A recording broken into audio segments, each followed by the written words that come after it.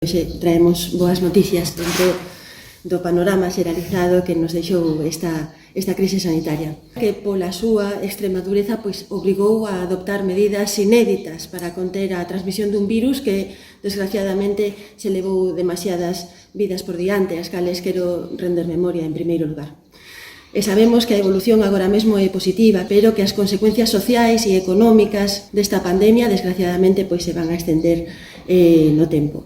Nos queremos pensar que este é un primeiro paquete de medidas destinadas a aportar oxígeno a esas necesidades que agora mesmo respiramos na cidade. Benvidas sexan, despois de 75 días de estado de alarma, 75 días de confinamento, 75 días de parón económico, 75 días de escolas pechadas, 75 días de tanto esforzo e tanto sacrificio por parte de tantísima xente.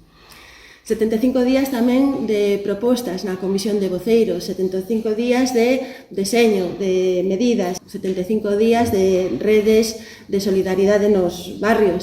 A poboación está pedindo, efectivamente, que cheguemos a un acordo e a Marea Atlántica, como non pode ser de outra maneira, antepón os intereses da cidadanía. Eu creo que cunha actitude moi propositiva, pero tamén, eu creo, crítica e ambiciosa, poñendo foco tamén no que teñen que ser, de alguma maneira, os vindeiros retos.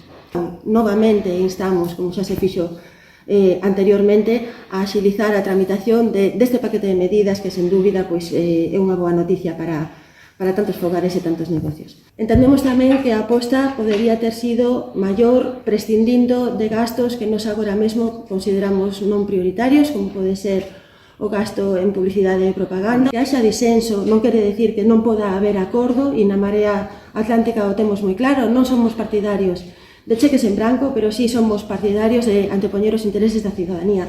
Por suposto que votaremos a favor deste plan de choque, e tamén seguiremos trasladando a nosa opinión sobre cal debería ser o camiño a seguir para poñer as administracións, e concretamente o Concello, ao servizo da xente.